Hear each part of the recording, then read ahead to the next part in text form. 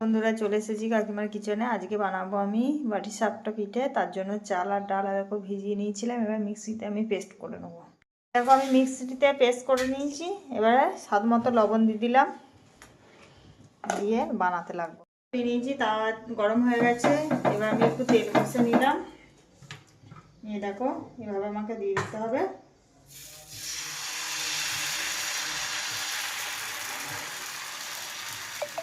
আল গোছে এভাবে চালিয়ে দিতে হবে আমাকে।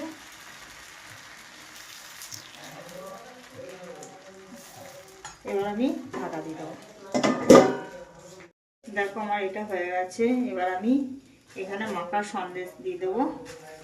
এইভাবে দিয়ে আমি খুন্তি করে পুরো এটাকে পাল্টে দেবো। ভেজে দেবো, হয়ে গেলেই আমার রেডি বাটি সাপটা। আমি অল্প একটু ঘি দিয়ে ভেজে নিলাম, তাহলে খেতে টেস্টি হবে। ঘিটা দিয়ে দিলাম অল্প করে, তোমরা যেমন খাবে সেরকম দেবে, আমি অল্প খাই।